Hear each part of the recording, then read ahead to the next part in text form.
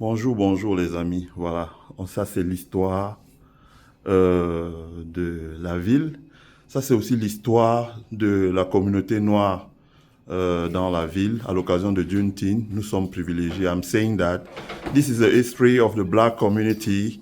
For the Juneteenth, we have the privilege that they opened the door of the history of the city, the history of the black community, how they fought to gain their right, and how they grew up, and those are the figure who lead those fights. Because we, as for example, me as an immigrant, I come from abroad.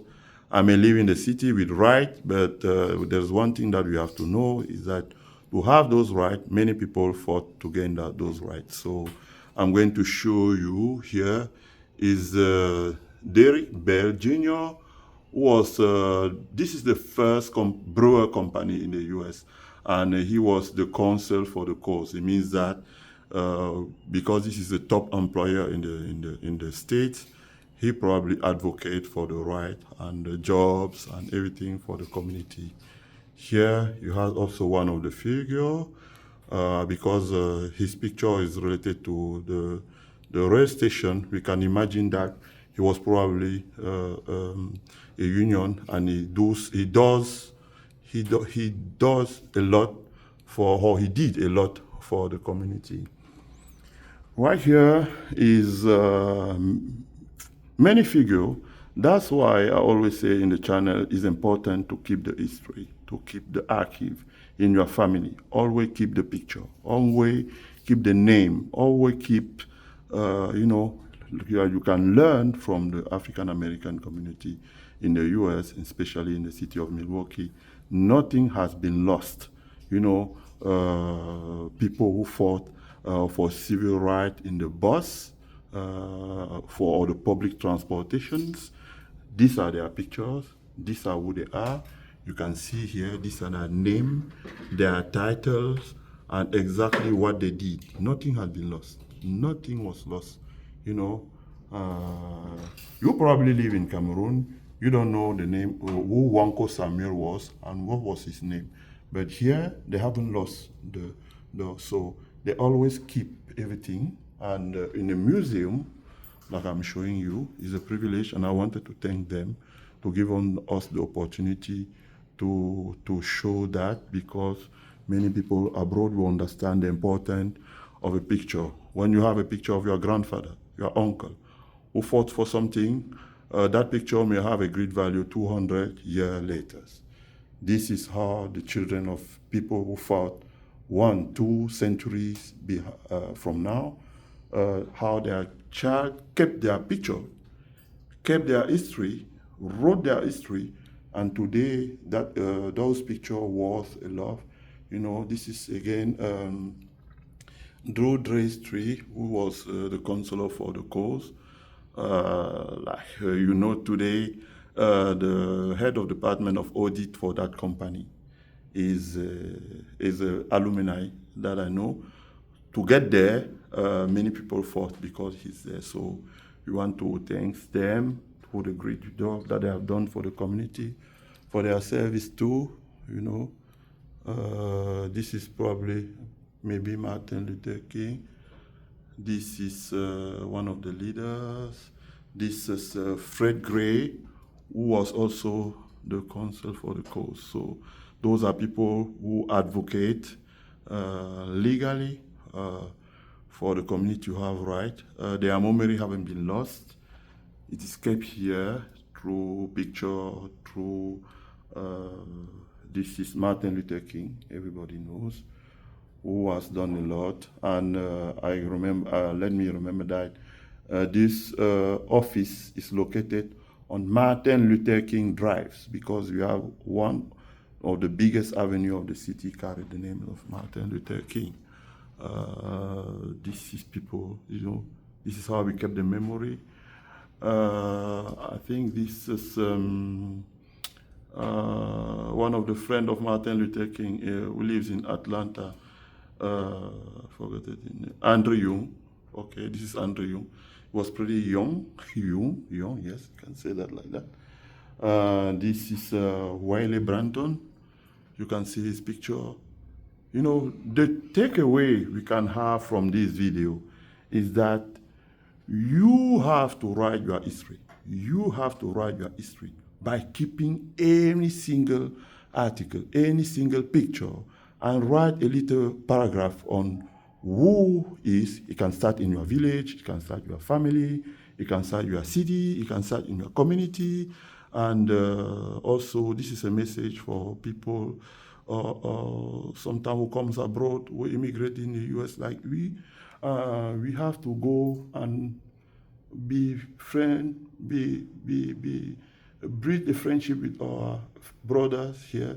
They have a lot of things to teach us. If you don't come by them, they won't open the door and you won't see so many things that we are missing. That's what we did today. Look at the picture of those that we own them a lot. They have done a lot. Howard Moore, you know, you probably don't know abroad who he is, but their sons, their grandsons kept the history and always reminds what they have done. They have built this special organization who fought a lot for the right of people. I've been in many events organized, and I've learned a lot. And I encourage those who are in the city to come here on Martin Luther King Drive. You can Google to have the address. Come and visit like me. Volunteering sometime, if they have an event and they need hand, come, volunteering, ask questions, learn, and ask how you can do when it comes to, you know, to do your homework in here or abroad. I would like to thank you so much, sir, for giving us the opportunity. Oh, you're very welcome, sir. Yes, sir. Anytime. Yes. You have something to say? Other than that, my name is George Bledsoe. I serve as the first vice president of the NAACP Yes, sir. Milwaukee branch. All right, we celebrated our 100th year last year. This branch being in Milwaukee, Wisconsin. Okay. Some of the pictures that you see is kind of the leaders that have been involved with the branch and NAACP over the years, mostly going back to the 1965 Voting Rights Act. Exactly. A lot of these are lawyers, legal entity people who helped the cause and and helped us along through that very scary, interesting time in history. What did they fought for? They fought for equal employment, to stop inequality in employment, for housing, and what is? Yes, sir. So equal rights, social justice, the primary point of it. Here in Milwaukee, we very famously are known for the fair housing marches in the late 60s.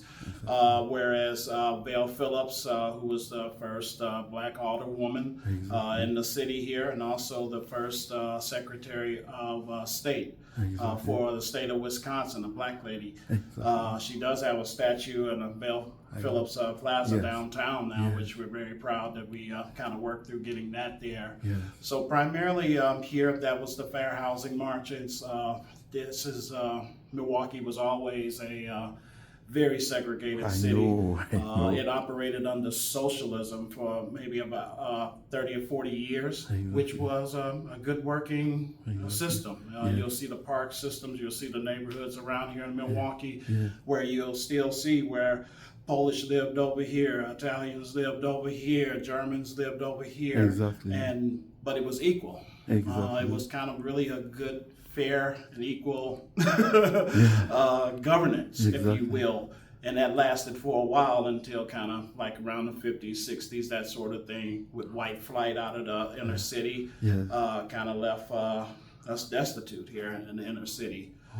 We had to fight for rights, housing rights, because basically all of us, a lot of black people were coming up from the South, migrating for the jobs, for the industrial jobs here in the North. This particular area is one of the areas that was very keen about not giving us that space, giving us that right. There's a lot of German presence here, so the unions came along. The unions helped to keep black people from getting those union jobs. Okay. And then they moved them outside of the inner city. Okay. But the NAACP branch has remained here. We have an Urban League branch here that's fairly active. I believe you saw some things with the commandos Yes, upstairs I just a did. minute ago. They did. partnered with the NAACP Youth Council, Exactly. and these organizations have lasted throughout the years, and we still do work. We still have a lot of committees that we do. Exactly. One of the things that we're very proud of here for the Milwaukee branch is our Honorable Lloyd Barbie Foundation legal redress that we have. The estate of Honorable Lloyd Barbie did leave a endowment, and we started a legal redress where we hired a part-time lawyer that can handle complaints that come into the branch. So that is something we've been very proud of. A lot of work that we have to do on education here in Milwaukee public school systems, and basically the state is trying to take it over. Milwaukee here is the driver of economics here in the state. That's where most of the money comes in.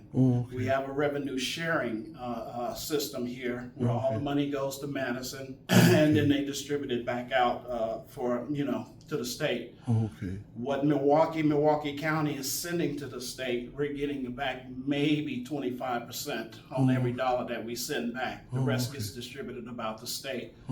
Fair, unequitable, that's a fight that the NAACP branch So has you been doing for do a while. a tremendous work for the community here. Right. So we just walk by the street, but we have to know that when we walk, when we have access to housing, all those things, is because many people are doing a tremendous job and Yes, behind sir. the door. The work definitely continues. It's still a very segregated city. It's unfair.